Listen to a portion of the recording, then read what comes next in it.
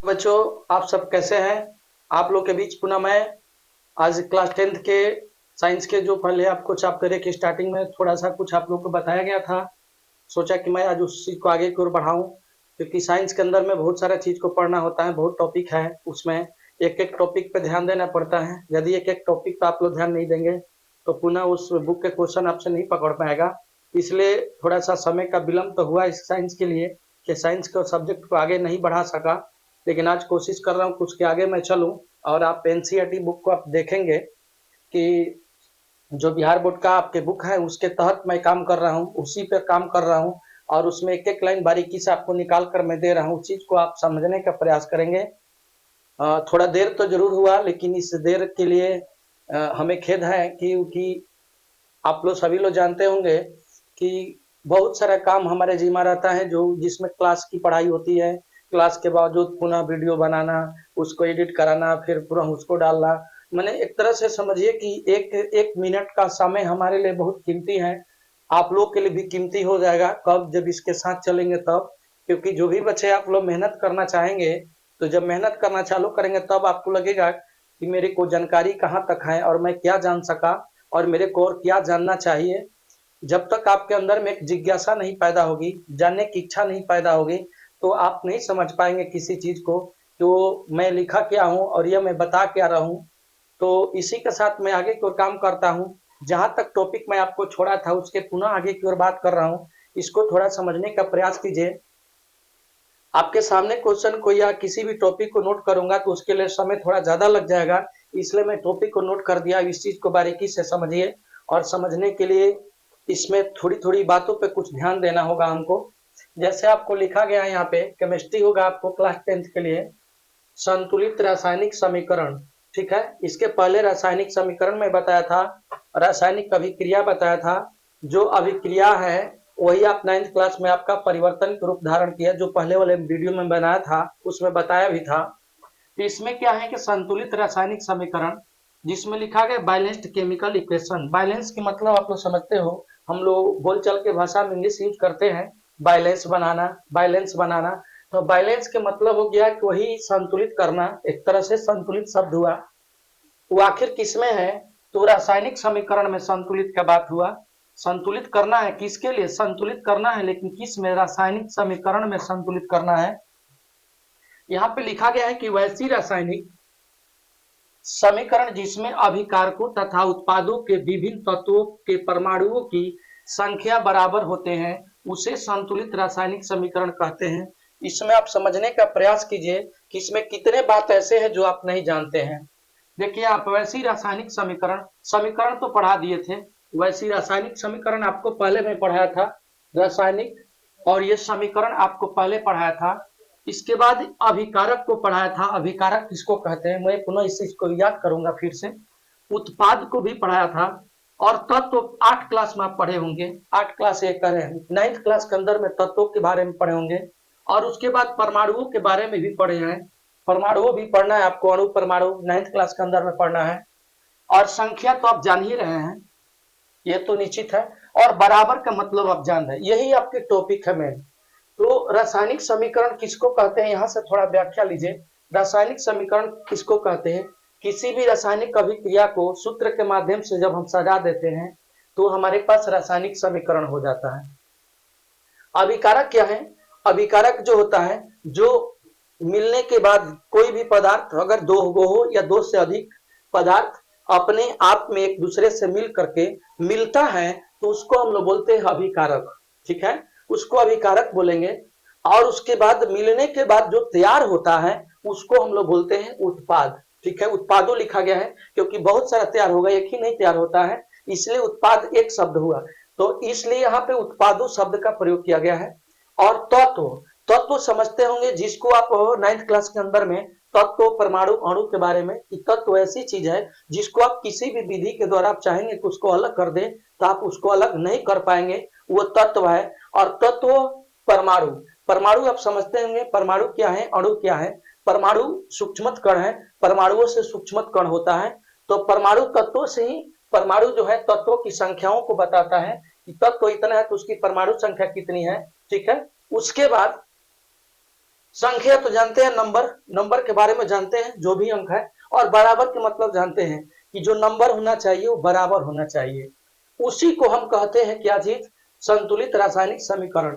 जैसे आपके पास एक मैं लिखा हूं, ये रासायनिक समीकरण लिखा हूं, इसको देखिए, ये आपके पास दिखा गया है Zn।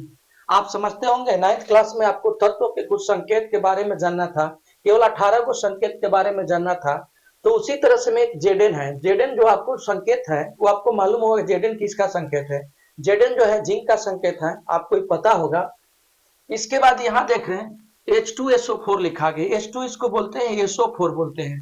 तो इसको नामकरण करेंगे तो इसको H2SO4 को, ये जो सूत्र बना है, ये जो सूत्र बना है HSO बना है, 3 मिलकर बना है। ये अकेला तत्व है, 9th क्लास के बेस बात करेंगे तो तत्व है, अकेला तत्व है, Zn है, इसके साथ कोई और नहीं है। इसके साथ 3 है, हाइड्रोजन है, सल्फर है और ऑक्सीजन है। हाइड्रोजन है, सल्फर है और ऑक्सीजन है। तो 3 तत्व मिलकर बना है, ठीक है। दूसरा चीज, तो ये क्या देख रहे हैं कि Zn में H2SO4 को जब मिलाया तो ये जो तीर के पहले वाला हुआ, ये जो तीर के पहले वाला, इसी को हम बोलते हैं अभिकारक, इसी को अभिकारक बोलते हैं, यही अभिकारक है पूरा। और उत्पाद कौन सा है, जो तीर के बाद जो तैयार हुआ हमारे पास, ये हुआ उत्पाद, ठीक। तत्व कौन है, तो यही तत्व है, एक तत्व है, इसमें 3 तत्व है। और परमाणुओं की संख्या, जो इसके कोना पे अंक दिखाया गया है, ये परमाणु की संख्या बता रहा है कि ये कितना है, ठीक है, यह कितना है, यह परमाणु की संख्या बता रहा है। यहाँ पे कुछ भी नहीं है तो 1 है, ये समझना है आपको। यहाँ पे कुछ भी नहीं तो 1 है, लेकिन 1 लिखा नहीं जाता है, ठीक है ना। 1 से किसी तत्व की संतुलित करते हैं तो गुणा भी किया जाता है, ये चीज नहीं है। तो ये अभिकारक हो गया और ये उत्पाद हो गया। अब आपको ये जो कहता है उसको समझिए कि संतुलित रासायनिक समीकरण में करते क्या है कि अभिकारक और उत्पाद में विभिन्न तत्वों के, यही मेन फंक्शन आपको पढ़ना है। विभिन्न, यहाँ पे लिखा गया विभिन्न तत्वों के परमाणुओं की संख्या, यहाँ पे लिखा गया है बराबर होते हैं। यही मूल इसमें न्यू सीखना है आपको, विभिन्न तत्वों के परमाणुओं की संख्या बराबर होते हैं। तो देखिए विभिन्न तत्वों में एक तत्व, 2 तत्व, 3 तत्व, 4 तत्व, यहाँ भी वही होगा, एक तत्व, 2 तत्व, 3 तत्व, 4 तत्व। अब परमाणु की संख्या बराबर की जो बात करें उसको समझिए। बराबर के मतलब कि Zn जो है अकेला है, तो यहाँ पे Zn देखिए अकेला है, Zn अकेला है यहाँ पे। और यहाँ पे देखिए हाइड्रोजन के साथ में 2 है, हाइड्रोजन के साथ में 2 है, तो यहाँ भी आपके पास में 2 है, H2 है, तो यहाँ भी H2 है। सल्फर अकेला है, सल्फर की साइड में कोई अंक नहीं है, तो सल्फर भी अकेला है। O4 है तो O4 है। तो ये क्या है, आपके पास में दोनों तरफ अगर हम देखते हैं तो तत्वों की परमाणु संख्या बराबर है। Zn की संख्या यहाँ पे भी 1 है। अगर आप बात करेंगे अभिकारक में तत्वों की संख्या Zn की कितना है, तो 1 है। तो यहाँ उत्पाद में भी Zn की संख्या 1 हुआ। यहाँ पे आप समझिए, इसको ऐसे बता रहा हूं, ये भी 1 है, और यहाँ भी Zn की संख्या जो है 1 है, अभिकारक में और उत्पाद में। दूसरा चीज, हाइड्रोजन की संख्या यहाँ देख रहे हैं, अभिकारक में 2 है, तो यहाँ भी देखिए हाइड्रोजन की संख्या आपको 2 बता रहा है, परमाणु की संख्या। उसी तरह से सल्फर की बात कीजिए, यहाँ पे 1 है, तो यहाँ पे भी सल्फर की बात कर रहा है, 1 है। उसी तरह से आप ऑक्सीजन O4 दिया है, तो ऑक्सीजन की यहाँ परमाणु संख्या 4 है, तो यहाँ पे भी आप देखिए यहाँ पर 4 है। तो आप मिलाइए तो दोनों साइड अंकों की संख्या समान है कि नहीं। देखिए एक कितना है, एक आपका Zn है, तो यहाँ भी Zn का मान 1 है। हाइड्रोजन गैस का, हाइड्रोजन जो दिया है H2 यहाँ पे दिया है 2 है, तो यहाँ भी देखिए H2 का 2 है। सल्फर का 1 है, तो यहाँ पे सल्फर का 1 है। O4 है, तो देखिए O4 का संकेत में 4 है, तो यहाँ पे भी O4 का 4 है। इसलिए दोनों चीज ये संतुलित है। तो ये संतुलित ये किया गया है, ये संतुलित है, इसमें कुछ लगाने की जरूरत नहीं है अलग से, और ना किसी प्रकार के कोई चेंजिंग करना है, ये ऑटोमेटिक संतुलित है समीकरण। तो क्या है, Zn में H2SO4 सल्फ्यूरिक अम्ल जब मिलाते हैं तो जिंक सल्फेट प्लस में हाइड्रोजन गैस बनाएगा, क्योंकि जस्ता है। अभी पढ़ेंगे बहुत सारे रिएक्शन के बारे में कि जस्ता जो है, जस्ता क्या है, एक धातु है, धातु में जब हाइड्रोजन लिखल है H2SO4 सल्फ्यूरिक अम्ल को मिलाएंगे तो जिंक सल्फेट बनाएगा और हाइड्रोजन गैस। कोई भी धातु के साथ जब अम्ल की प्रक्रिया होती है, अम्ल की अभिक्रिया होती है, तो उसमें से निश्चित तौर पर हाइड्रोजन गैस ही निकलता है, इसलिए हाइड्रोजन गैस निकला और ZnSO4 एक साथ हो गया। तो ये अपने आप में ये संतुलित है। ऐसे समीकरण को हम लोग संतुलित करेंगे, दोनों साइड मिलाएंगे, उत्पाद के बाद ये पूरा उत्पाद आपको कहलाता है। आप समझे होंगे, पढ़ाए थे पीछे वाला क्लास में, उत्पाद है। ये पूरा क्या है, अभिकारक है,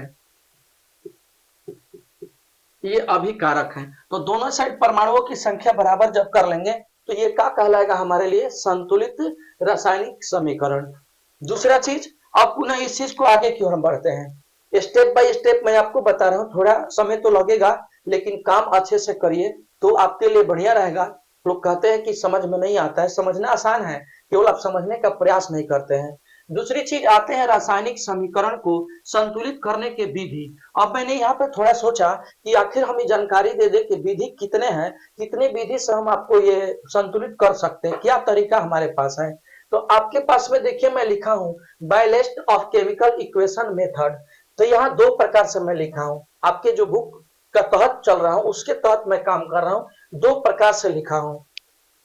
एक होता है अनुमान विधि, ये लिखा अनुमान विधि। जैसे आप किसी चीज को अनुमान लगा लेते हैं, आकाश में जब बादल घिरता है तो आप अनुमान लगाते हैं कि लगता है कि वर्षा होने वाली है, तो आप उसके लिए तैयारी कर लेते हैं कि कोई भी हमारा वस्तु, कोई भी सामान भीग ना पाए।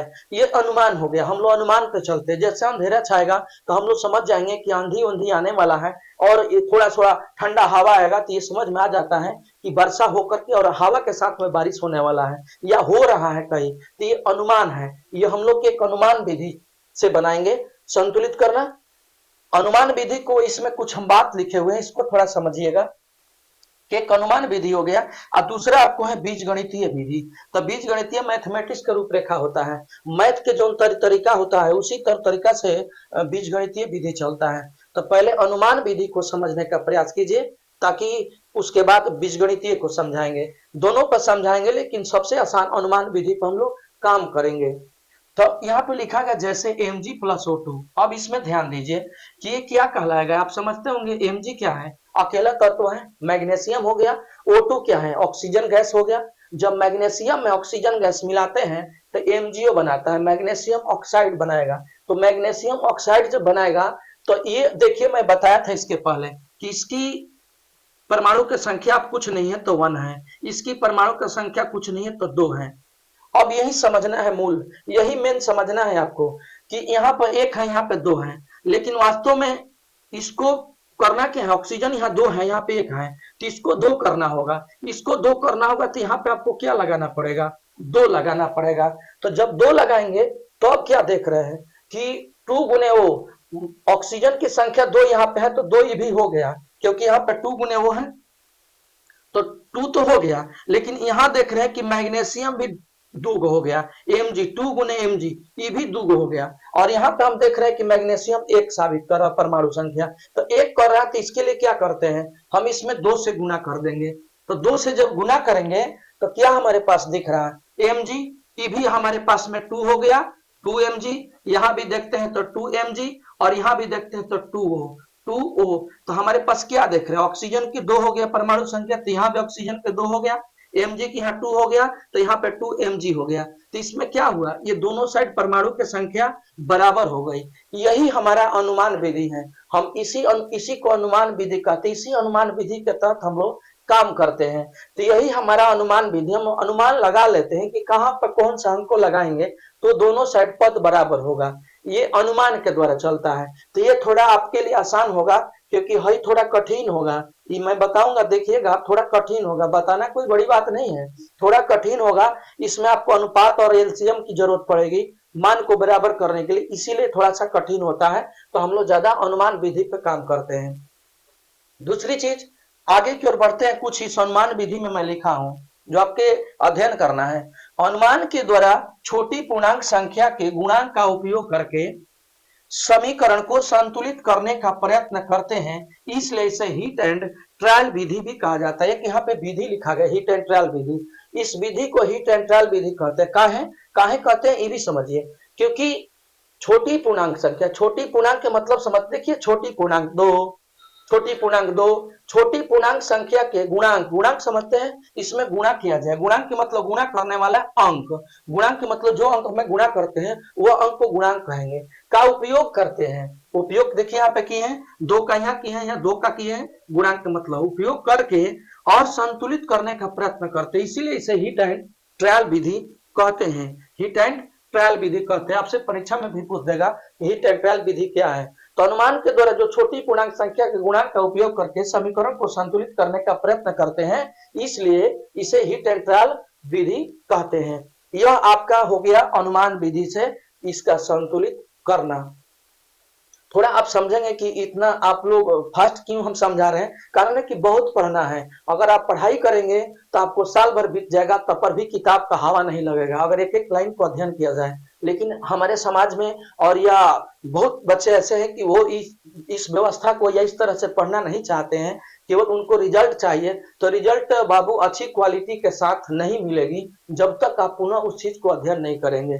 तो मेरा प्रयास यही है कि आप अच्छे से अध्ययन कीजिए, थोड़ा आप समय दीजिए अपने शिक्षा पर, क्योंकि जब आपके माता पिता आपको पूरी तरह से छोड़ दिया है पढ़ने के लिए, तो आप उस समय को कीमत को समझिए और उसको अध्ययन कीजिए। जब आपको किसी प्रकार की दिक्कत नहीं है, ना आपको कमा कर घर में लाना है और आपको शिक्षा के प्रति छोड़ा गया है, तो आप उस चीज को पूरा कीजिए और मेहनत कीजिए, क्योंकि एक ही इस दुनिया में उपाय है जीवन को अच्छे बनाने का। आपको कर्म के साथ में, सही उद्देश्य के साथ में, सही दिशा में प्रयास करना पड़ेगा और समय को कीमत समझना पड़ेगा कि समय क्या है हमारे लिए। और समय को भी समझने के लिए एक बात और है, कुछ ऐसे भी हमारे समाज में बच्चे होते हैं कि गरीब घर से आते हैं, एकदम गरीब घर से, जिसके पास हर चीज का अभाव है, लेकिन वो टाइम कैसे अपने आप को निकाल लेते हैं। वो रातों को अपना समझते हैं, दिन दूसरे का समझते हैं। दिन में वो अपना किसी प्रकार की दुकान चलाते हैं, काम करते हैं, लेकिन रात को अपने समय के लिए कीमत को समझ करके रात को अध्ययन करते हैं और उसी मेहनत के द्वारा वो अच्छे जगह पहुंच जाते हैं। तो ये आपको बारीकी से समझना होगा अपने जीवन के बारे में कि अगर हम आज पढ़ाई नहीं करते हैं, दिन में समय नहीं, रात को पढ़िए, रात नहीं है सुबह को पढ़िए, कभी तो आपको समय देना ही पड़ेगा। बिना समय दिए हुए कोई भी काम आप नहीं कर पाएंगे, क्योंकि किसी काम को बनाने के लिए समय की जरूरत होती है और बिगाड़ना भी समय की जरूरत है। बिगाड़ना होगा तो भी समय चाहिए, लेकिन बिगाड़ने में कम समय की जरूरत होती है और बनाने में अधिक समय की जरूरत होती है। तो जब आप बना रहे हैं तो इसमें तो समय अच्छा देना पड़ेगा, तब तो अच्छा मकान बनेगी। जितना समय अच्छा दीजिएगा उतने समय मकान बढ़िया बनेगा, उसके साथ आपकी एनर्जी लगेगी, उसके साथ आपको पैसा लगेगा। तो यही मूल्य इसका वजह है समझाने का। ये आपको संतुलित रासायनिक समीकरण बताया, समीकरण को संतुलित करने की विधि बताया, जिसमें एक अनुमान विधि बता दिया। इसी अनुमान विधि को हम ट्रायल विधि भी कहते हैं, हीट एंड ट्रायल विधि भी कहते हैं। अब एक बीजगणितीय विधि है, इसको थोड़ा समझने का प्रयास कीजिए। बीजगणितीय में मैं क्या लिखा हूं इसको समझ लीजिए, ताकि ये पूरा मिटारूंगा पुनः से, तब इसके ऊपर क्यों ले जाएंगे, इससे ऊपर ले जाएंगे, क्योंकि आपके कैमरा रिकॉर्ड नहीं कर रहा, कैमरा जो है इसके बाद रिकॉर्ड नहीं कर पा रहा है, इसलिए इसको छोड़ दिया हूं। तो ये लिखा गया बीजगणित, जैसे Mg+O2 रिएक्शन में MgO, लेकिन ये आप क्या देख रहे हैं, संतुलित तो नहीं है। पुनः इसके हाल वाला है, संतुलित तो नहीं है। Mg सिंगल है, Mg सिंगल है, O यहाँ पे सिंगल है, यहाँ पे दो है, तो ये संतुलित नहीं है। लेकिन हम इस विधि के द्वारा संतुलित करने का प्रयास करेंगे। इसमें क्या किए हैं कि प्रत्येक रासायनिक सूत्र को अज्ञात राशि से गुणा करते हैं। अज्ञात समझते होंगे, अज्ञात के बारे में पता होगा। अज्ञात माने ज्ञात नहीं है, अज्ञात माने ज्ञात नहीं है, मालूम नहीं है। हम क्या किए हैं, सूत्र, जितना इस सूत्र है ये सब सूत्र है समझिए, तो सभी सूत्र को अज्ञात राशि से गुणा किए हैं। तो देखिए इसमें किसे किए हैं, एमजी किए हैं, एएमजी किए हैं, यहाँ पे BO2 किए हैं, यहाँ पे CMGO किए हैं। तो ए बी सी से गुना किए हैं, तीनों में अज्ञात राशि से। कहां पे किए हैं, सूत्र में किए हैं। सूत्र में अज्ञात राशि से गुना किए हैं Mg, और एम से किए, एम में किए हैं से, और बी से किए हैं ओ में, O2 में, और MgO में किए हैं सी से। तीनों अज्ञात राशि है, इस तीनों को हम क्या बोलेंगे, अज्ञात बोलेंगे। इस तीनों को अज्ञात बोलेंगे, ज्ञात नहीं है वहां पर हमारे पास में क्या है। ठीक है, अब इस चीज को आगे क्रम बढ़ाते हैं, उस चीज को आप समझिए।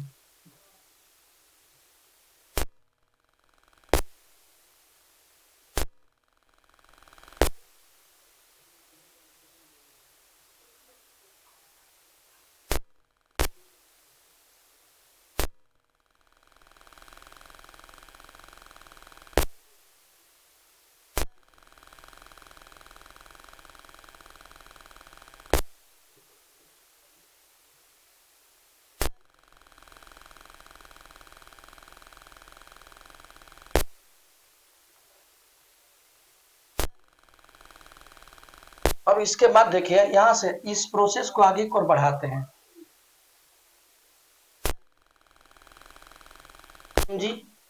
mg के साथ में आप क्या देख रहे हैं कि a है, तो यहाँ पे a आपके साथ गुना किए हैं बराबर a जब गुना किए हैं तो mg यहाँ पर ध्यान दीजिए, mg यहाँ पर भी है, mg के साथ में किसका गुना है, तो c के गुना है। इसके बाद हम आते हैं O2 के पास में, ऑक्सीजन के पास में आते हैं, O में क्या देख रहे हैं, B से गुना है, तो ये B का वैल्यू हो गया बराबर B वैल्यू फिर किससे है, यहाँ पे O के साथ में किसका गुना है, C के गुना है, तो यहाँ पे हम लेंगे क्या चीज, C लेंगे, तो 2B बराबर या 2B है ना, क्योंकि यहाँ पे 2 गुने B हो जाएगा, O2 है तो O2 है तो 2 गुने B इसको समझेंगे, सिंगल O है ना तो यहाँ 2 गुने B समझेंगे, तो यहाँ पे 2B हो गया। इसके बाद हमारे पास में जब यहाँ हो गया तब इस जगह से प्रोसेस में हम काम करेंगे, इस तरह से काम करेंगे। यदि हम अगर B निकालते हैं यहाँ से तो हमारे पास क्या हो जाएगा, C/2 हो जाएगा।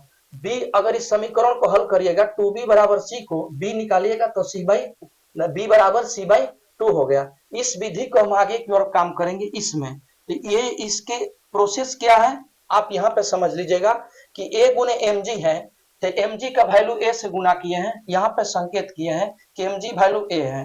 दूसरा चीज O, ऑक्सीजन की बात कर रहे हैं तो ऑक्सीजन में B से गुना है तो केवल O में है, लेकिन 2 पहले से परमाणु संख्या शो करे तो 2B इसको बोलेंगे, तो O का वैल्यू 2B हो गया। और C और उसके वैल्यू क्या है, यहाँ पे O का मान किससे संबंधित है, तो यहाँ पे O है तो इसमें किससे गुना किया गया, C से। इस दोनों में C का वैल्यू, दोनों को मिलाने के बाद में C ही तैयार हो रहा है, तो इसलिए दोनों में C का वैल्यू दिया गया है। हम अगर 2B से 2B बराबर C को लिए तो B बराबर C/2 हो गया। अब इस चीज को हम आगे की ओर बढ़ाएंगे, यही मूल इसमें समझना है आपको। यहाँ से समीकरण के द्वारा हल किए हैं, अब आगे बताते हैं। अतः हम क्या करते हैं, अतः A अनुपात B अनुपात C, अब तीनों को अनुपात करते हैं, A अनुपात B अनुपात C, समझिए इसको। तो A का वैल्यू आपके पास में क्या है आप समझिएगा, तो C है, A का वैल्यू यहाँ पे क्या है, C है। पुनः B का वैल्यू आप समझिएगा तो B का वैल्यू क्या है, C/2 है। पुनः C के स्थान पे जो है आपके पास में C है। तो आप ये समझते होंगे कि अगर ये तीनों को कॉमन किए तो तीनों में C है, तो इसका 1 गुने C समझिए, 1 गुने C तो मतलब 1 हुआ वैल्यू में, और C/2 है तो इसका मतलब 1/2 हुआ, और यहाँ पे वैल्यू में क्या हुआ 1 हो गया। ये 1 अनुपात 1/2 अनुपात 1 अनुपात के रूप में है। अब क्या करेंगे, मैं इसको आगे की ओर बढ़ाएंगे, जब आगे की ओर हम बढ़ाएंगे तो हमारे पास क्या होगा 1/2 का वैल्यू ये अनुपात के रूप से निकालते हैं तो यहाँ पे 2 हो जाएगा, ताकि मान में अंतर नहीं हो, 2 अनुपात 1 अनुपात 2 हो जाएगा। अगर फिर हम 2 से भाग देंगे इसमें पूरा में तो पुनः यही पद तैयार होगा। ये क्या के क्रॉस गुना किया गया ताकि ये 2 बन गया, ये 1 हो गया, ये 2 हो गया। अगर इतना में पूरा में भाग देंगे हम 2 से तो हमारे पास मान ये ऊपर वाला तैयार होगा। तो इस अनुपात पे आप पहुंच गए। अब इसके बारे में आइए, 2 अनुपात 1 अनुपात 2 का एलसीएम निकाल दीजिए। यहाँ पे लिखिएगा कि 1 कॉमा, अच्छा दूसरी चीज आप देख रहे हैं 1 कॉमा 2 कॉमा 1 कॉमा 2 कॉमा 1 का एलसीएम से गुणा करने पर 1 कॉमा 2 कॉमा, यह पे क्या लिखा गया है 1 कॉमा 1/2 और 2 इसका मतलब है कि 1 और 2 और 1, इसका मतलब क्या समझे 1 अनुपात 1/2 अनुपात 1, इन तीनों का हमने क्या किया है एलसीएम अगर हम निकाल देते हैं तो हमारे पास में क्या वैल्यू निकला। एलसीएम का मान आप सबका निकालेंगे तो क्या होगा 2 होगा, तो 2 से मैंने क्या 1 से गुना करूंगा भाग दूंगा तो 2 बार में कटेगा, इससे 2 से गुना कर दे उस तरह से भी समझिए, इससे भाग दूंगा तो हमारे 1 बार में कट गया, 2 में 2 से डिवाइड करेंगे तो 1 बचेगा। यहाँ पे 1 से जब डिवाइड करूंगा 2 बार में कटले इसलिए 2 से गुना किया, तो ये एलसीएम रूप लिया गया है। ये संख्याओं का एलसीएम निकाल करके और एलसीएम से अनुपात के रेशियो निकाले हैं, इसको समझेंगे, इसीलिए थोड़ा सा ये कठिन विधि हो जाता है। अब इसको हम आगे की ओर बढ़ाते हैं।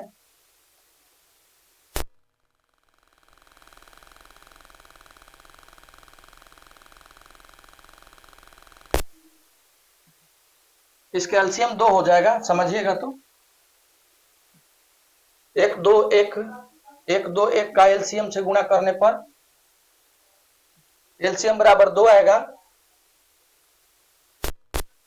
अब देखिए mg प्लस ओ और रिएक्शन है MgO। आप ध्यान दीजिएगा कि Mg के मान जो आपके पास में उपलब्ध है, यह पे क्या है, शुरुआती वाला पद है C के साथ में आपके पास क्या है, A है, तो A के स्थान पे क्या आ जाएगा, 2 आ जाएगा, यहाँ पे 2Mg आ जाएगा और प्लस देखिए O2 है, तो ध्यान दीजिएगा O2 के स्थान पे क्या है, 1 है, तो 1 से गुना नहीं होता है, इसलिए 1 के स्थान पे 1 ही रह जाएगा, मतलब O2 ही रह जाएगा। इसके बाद आइए MgO का स्थान पे 2 है, 1 2 3, ये हुआ अभिकारक की भी अभिकारक के उत्पाद, तो इसके स्थान पर क्या आया, 2 आया, तो यहाँ पे क्या लग जाएगा, 2MgO। यही आपकी विधि जो हो गई हमारे पास में हो गई बीजगणितीय विधि, इसलिए थोड़ा सा ये कठिन हो जाता है इस विधि के द्वारा हम लोग को हल करने में, तो इसलिए इधर से हम नहीं चल करके हम कहां से चलेंगे, अनुमान विधि के द्वारा हम लोग हल करने का प्रयास करेंगे। वो आसान विधि है, अगर इसमें कहीं भी आपको दिक्कत लग रहा है तो आप पुनः पूछ सकते हैं, कोई इसमें दिक्कत नहीं, पूछने के लिए कोई दिक्कत नहीं, आप पूछ सकते हैं। आप समझेंगे कि इसके 1 बटा क्या होगा, तो 1 बाई आपको समझिए 1 बाई 1 कीजिएगा तो 1 ही होगा, यहाँ पे 1 है, तो 1 2 1 का एलसीएम क्या होगा, 1 2 1 का एलसीएम 2 होगा, तो इस 2 रूप में बराबर किया गया है एलसीएम के द्वारा। तो पहला एलसीएम जो निकाला गया 2 हुआ, वो किसके साथ का है, Mg के है, और इसके बाद दूसरा वाला जो है O2 के साथ का है, तो O2 के साथ हुआ, तीसरा जो 2 लिखा गया है वो MgO के साथ का है, तो MgO के साथ हुआ, तो 1 जो है 1 इसके साथ में 1 नहीं लिखा जाता है, ऐसे नहीं लिखा जाएगा, इसलिए इस चीज को हटा करके काम करेंगे, इसमें 1 नहीं लिखाएगा, 2 रहता तो लिखा जाता है। तो ये आपका हीट एंड ट्रायल नहीं विधि है, ये विधि बीजगणितीय के द्वारा हम लोग निकालते हैं, संतुलित करना इसलिए थोड़ा हमारे लिए कठिन होता है। आप लोग हीट एंड ट्रायल विधि अनुमान विधि से बनाएंगे, अनुमान विधि के द्वारा हम आगे की ओर पढ़ेंगे। ये टॉपिक आपका संतुलित करने का मैं समाप्त किया, पुनः फिर आगे हम चलते हैं कि अब इसके आगे हम क्या पढ़ेंगे कि किसी भी समीकरण को संतुलित क्यों करते हैं, ये हम समझने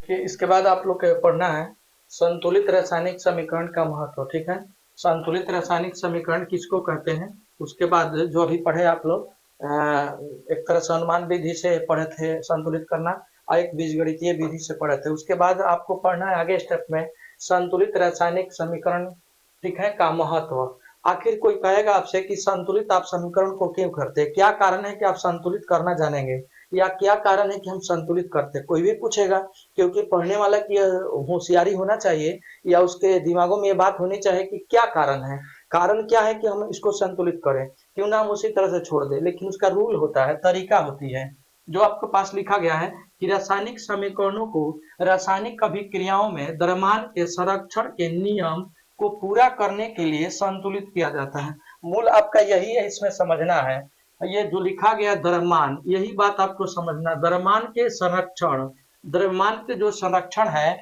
इसी के कारण इसको हमको संतुलित करना पड़ता है, क्योंकि द्रव्यमान के संरक्षण नियम 8 क्लास नहीं 9th क्लास में आपको पढ़ाया गया है कि द्रव्यमान के संरक्षण के नियम क्या है। तो देखिए उसमें बताया है, इसको नोट में दे दिए हैं कि किसी भी रासायनिक अभिक्रिया में द्रव्यमान का न तो निर्माण होता है और न ही विनाश, किसी भी रासायनिक अभिक्रिया होगा तो उसमें द्रव्यमान को न तो विनाश होता है और न ही निर्माण होगा। मतलब इसका कहने का अर्थ है कि अगर आप 1 किलो चावल को लिए और 5 किलो पानी को लिए और उसको मिलाने के बाद में चावल को जब सिंधाए पानी के अंदर में, तो जो भाग तैयार हुआ उसका भी वजन और पानी के वजन 5 किलो ही और 1 किलो ही होना चाहिए। मतलब कहने का अर्थ है कि दोनों साइड के बाद उसका जोग जो होना चाहिए समान होना चाहिए। ऐसा नहीं कि हमने 20 किलो गोईठा को जलाया और जलाने के बाद में हमारे पास में जब जल राख बना तो राख हुआ 5 किलो, तो नहीं, ऐसा नहीं होना चाहिए। यहाँ पे दोनों साइड का द्रव्यमान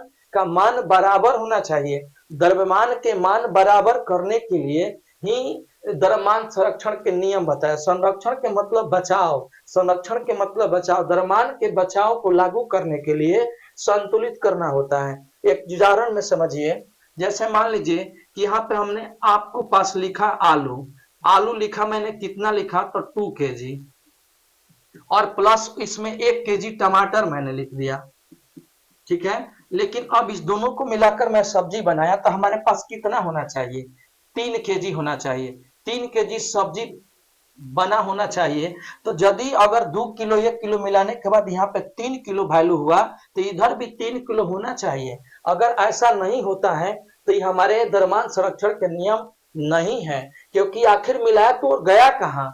उसको पूरा करने के लिए हम लोग को ये द्रव्यमान को संरक्षण किया जाता है, इसीलिए इसका नाम द्रव्यमान संरक्षण का नियम है, जिसको मैं स्टेप पे लिखा हूं नोट में कि किसी रासायनिक अभिक्रिया में द्रव्यमान का न तो निर्माण होता है और न ही विनाश। ना निर्माण होता है ना विनाश, होता रहेगा ही रहेगा। तो इसके अंदर में टमाटर और आलू रहेगा ही रहेगा, और वजन भी समान रहना चाहिए, इसीलिए इसको द्रव्यमान संरक्षण नियम लागू करना होता है और इसीलिए हम लोग करते हैं। कोई भी पूछेगा आपसे, परीक्षा में पूछ देगा कि आप द्रव्यमान संरक्षण के नियम को लागू क्यों करते हैं, तो यही रूल है और यही तरीका है। अब मैं इसके बाद आगे काम करता हूं। इसके बाद आपको सीखना क्या है वो जानिए। सीखना है कि भौतिक अवस्थाओं के संकेत लिखना। किसी भी भौतिक अवस्था लिखते हैं, जैसे कोई भी तत्वों के संकेत लिखते हैं या सूत्र लिखते हैं या अभिक्रिया दिखाते हैं, तो उसके बगल में भौतिक अवस्था लिखा जाता है। भौतिक मतलब वो प्रकृति रूप से किस रूप में होता है, या प्रकृति, जैसे आपको मालूम होगा कि प्रकृति रूप से दूध जब गाय से आप निकालते हैं तो किस अवस्था में होता है, आप यही बताइए। तो दूध के बारे में आप तो समझ गए कि लिक्विड अवस्था में होता है, तो उसका प्रकृति क्या हुआ, लिक्विड हो गया। अगर आप कोयला को निकालते हैं जमीन से तो जब प्राप्त करते हैं तो उसकी किस अवस्था में होता है, कोयला ठोस में होता है तो उसकी प्रकृति हो गई ठोस। यह चीज को जानना होगा कि वह किस अवस्था में रहता है, प्रकृति उसकी भौतिक क्या रूप है। तो ये मैं बताया हूं आपको, 8 स्टेप बताया हूं। इसमें आपको पढ़ना है, क्लास 10th में आपको यही इतना पढ़ना है। 1 पढ़ना है, 2 पढ़ना है, 3 पढ़ना है, ठीक है। और कहीं कहीं 3 के बाद में एक ये भी पढ़ना है 4 नंबर तक, 4 नंबर तक एगो 5 नंबर पढ़ना है। लेकिन 2 गो यहाँ पे स्टेप थोड़ा सा आपको ऊपर क्लास से लिया गया है, लेकिन इसको मैं बता दिया क्योंकि भौतिक अवस्था जब काम कर रहे हैं तो पूरा काम करें, जो कि पहले भी बताया कि मैं अधूरा नहीं देना चाहता हूं। आप इसको जानेंगे, ये पांचों को ध्यान रखना होगा। जलीय विलयन, जलीय विलयन के मतलब क्या समझे, पानी में किसी चीज का विलयन बन गया। जलीय विलयन के मतलब है कि जलीय पानी के साथ में कोई चीज मिला दिए, जैसे चीनी और पानी को मिला दिए और चीनी और पानी मिलने के बाद उतना ही अवस्था में बनल है तो उसको जलीय विलयन कहेंगे। तो उसका सूचक क्या होता है, एक ही होता है, उसका संकेत ही एक ही है, उसके लास्ट में एक ही लिखा गया, जैसे मैं बताऊंगा एगो क्वेश्चन पे, पहले इसको समझिए।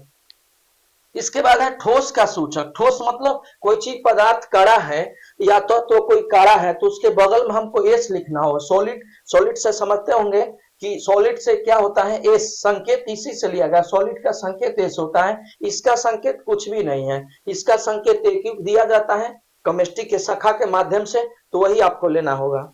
दूसरा चीज एक है स्टेप में गैस का सूचक। गैस आप समझते होंगे जो उड़ने वाला होता है, तो गैस का सूचक के लिए संकेत आपका जी होता है छोटा, लेकिन इसका स्पेलिंग जी है, गैस होता है, गैस से स्पेलिंग से जी निकाला गया है।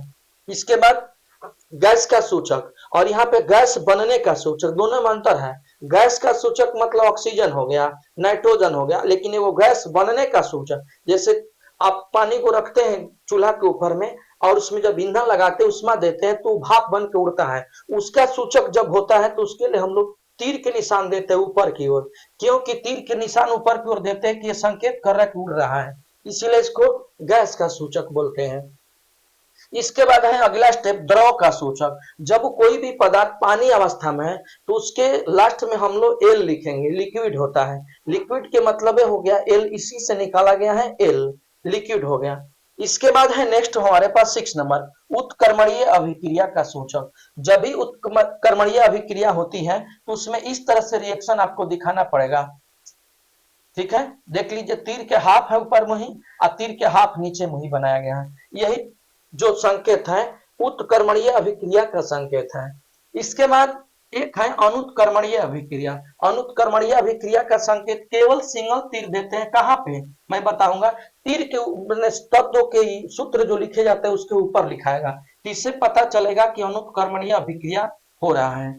इसके बाद है लास्ट 8 नंबर यौगिक को गर्म करने का सूचक। गर्म करने के मतलब कि कहीं आप गर्म करते हैं तो उसके जगह पर संकेत के रूप में त्रिभुज जैसा बना देंगे, यह संकेत हो गया आपको गर्म करने का सूचक।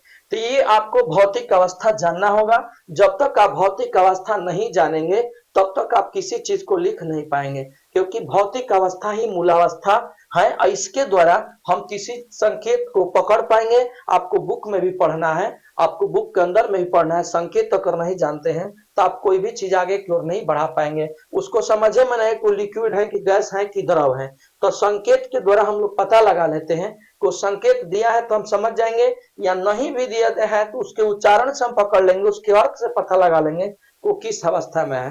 तो ये आपका संतुलित क्यों करते हैं इसका महत्व बता दिए, और द्रव्यमान संरक्षण के नियम को भी समझा दिया, और यहाँ पे भौतिक अवस्था को भी बता दिया। इसके बाद पुनः हम आपके क्लास के अंदर में आगे की क्लास में जो हम काम करेंगे वो आपके क्वेश्चन है, तो क्वेश्चन का हम लोग जवाब देंगे, संतुलित भी करेंगे। तो इसके बाद थोड़ा सा मैं एक संकेत सूत्र पे इसको सजा कर दिखाता हूं कि कैसे हम लोग संकेत का अर्थ लेते हैं, उसको आप लोग देख लेंगे।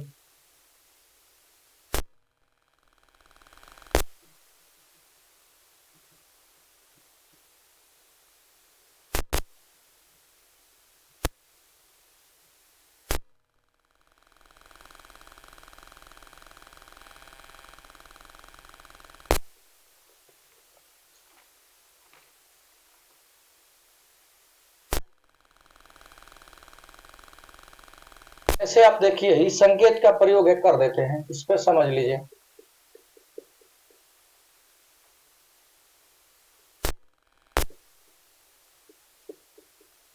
CH4 देखिए इसके बगल में लिखा गया है G+2O2, इसके भी बगल में लिखा गया है G, और रिएक्शन CO2 इसके भी बगल में G +2H2O, इसके भी बगल में लिखा गया है G प्लस ऊर्जा।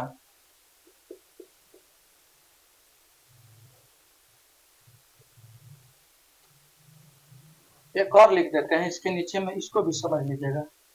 2H2O नहीं है, 2H2 और प्लस O2 अब प्लस इसके बाद बनाया 2H2O, ये लिक्विड है। अब यहां देखिए आप इसमें देखिए CH4 है तो इसके बगल में G लिखा गया, इसका मतलब हो गया कि G इसमें किसका सूचक है, तो गैस का। इसका मतलब कि CH4 जो है, जो भी यौगिक है दो तत्वों से मिलकर बना है, कार्बन हाइड्रोजन, मीथेन गैस का सूत्र है, मीथेन है, तो ये गैस है। इसका संकेत आपको G लिखा गया, इससे पता चल गया कि गैस है। दूसरा चीज आप इससे परिचित हुए हैं, ऑक्सीजन गैस है, ऑक्सीजन गैस है इसलिए आपको संकेत G दिया गया है। दूसरा चीज इसके बाद ये दोनों का रिएक्शन करने के बाद में कार्बन डाइऑक्साइड, तो कार्बन डाइऑक्साइड से आप परिचित है कि कार्बन डाइऑक्साइड होता क्या है, तो कार्बन डाइऑक्साइड भी आपके पास गैस है, इसलिए सूचक जी है। इसके बाद 2H2O, तो ये 2H2O क्या है आप समझते होंगे कि यहाँ पे भाप के रूप में है, यहाँ भाप के रूप में है, इसलिए आपके भाप के रूप मतलब गैस के रूप में है, जल जो है वाष्प के रूप में बन रहा है, इसलिए यहाँ पे G लिखा गया है, जबकि ये जल का सूत्र है, लेकिन यहाँ पे संकेत है कि G के रूप में है, इसलिए आपका संकेत है G। इसके बाद ऊर्जा निकल रहा है इस रिएक्शन से, क्योंकि जब भी मीथेन गैस को ऑक्सीजन में जलाएंगे तो जलने के बाद में कार्बन डाइऑक्साइड निकलेगी और जलवाष्प जो होगा भाप के रूप में निकलेगा और उष्मा देगा। तभी तो आपको घरों में यूज होता है मीथेन, दलदली क्षेत्रों में ज्यादा पाया जाता है मीथेन गैस जो है, दलदली में जहां पर पैर धंसने के बाद निकलना मुश्किल होता है, फंस जाता है, तो वहां पे मीथेन गैस की उपस्थिति दर्शाया जाता है। उसके बाद यहाँ पे है देखिए H2, तो हाइड्रोजन गैस है इसलिए संकेत G लिखा गया है, ऑक्सीजन गैस है इसलिए G लिखा गया है, लेकिन हाइड्रोजन ऑक्सीजन को मिलाने के बाद में हमारे पास ये जल बना, तो देखिए जल बना तो जल पानी हो गया। पानी का अवस्था क्या है, लिक्विड, बहने वाला, तो देखिए लिक्विड का संकेत यहाँ पे है, लिक्विड है, द्रव की अवस्था, तो पानी द्रव अवस्था में, इसलिए संकेत L दिया। यही आपका भौतिक अवस्था हो गया, और इसी भौतिक अवस्था को जानने के बाद हम आगे के क्वेश्चन आपको बनाएंगे, ठीक है। अब मैं चाहूंगा कि आप केमिस्ट्री को भी, इस चैप्टर को भी समाप्त कर दूं, तो ये कॉन्सेप्ट आपको बुक बाय बुक आपको एक लाइन से अध्ययन करा रहे, इस चीज को आप अध्ययन करेंगे और बारीकी से समझने का प्रयास करेंगे, और साथ ही साथ मैं ये आप लोग से कोशिश करूंगा कि एक दूसरे के साथ इस चीज को शेयर कीजिए। और आप लोग को आने वाला समय मैं समय निकाल लेता हूं आप लोग को डायरेक्ट ऑनलाइन क्लास में कभी भी आप लोग के शाम को या जब ये टाइम मिलता है मैं समझ लेता हूं उस टाइम के अनुसार से आप लोग को ऑनलाइन क्लास डायरेक्ट मैं यहीं से पढ़ाऊंगा। वो क्लास वीडियो नहीं होगी, वो डायरेक्ट मैं पढ़ाऊंगा, आपको टाइमिंग बता दूंगा कि कितने बजे मैं आपके सामने लाइव आऊंगा। उस चीज को आप लोग देखेंगे और एक दूसरा को शेयर कीजिए। उसके अंदर में आपको जो भी कमेंट जो भी पूछना होगा उस स्टेप में पूछेंगे और कमेंट के माध्यम से हम लोग देखेंगे, देखकर उसका जवाब देंगे। और जो भी ऑनलाइन क्लास आपको देंगे मैं जब भी दे रहा हूँ उसमें आपको अलग हट के पढ़ाऊंगा। मैथ तो आप पढ़िए लेकिन मैथ में अलग हट के पढ़ाऊंगा। उसमें भी पढ़ाऊंगा कि मैट्रिक बोर्ड में अभी जो क्वेश्चन पूछा या पूछे पीछे जो पूछा है वो क्या पूछा है, तो उस चीज को आपको याद दिलाऊंगा उसी क्लास के अंदर में। उसमें जो भी क्लास के बच्चे हैं आप लोग एक बार जुड़ जाएंगे और जुड़कर उस चीज को देखेंगे समझेंगे। इसी के साथ मैं आप लोग को धन्यवाद देता हूं कि आप लोग ऐसे वीडियो को शेयर कीजिए, क्योंकि जीवन का अंतिम अनमोल रत्न आप लोग के सामने है। और ये तो मेरे भी सामने है, ऐसा नहीं कि हम भी युद्ध जीतने के लिए प्रयास कर रहे हैं और आप लोग को भी जिताने का प्रयास कर रहे हैं ताकि आप लोग अच्छे बनिए, क्योंकि समाज हमारा अच्छा बनेगा तो एक कहा जाता है गुरु का मान सम्मान ऊंचा होगा। इसी के साथ हम आप लोग के अपने ये अवस्था को बंद करते हैं, पुनः इसके आगे मैं मिलूंगा।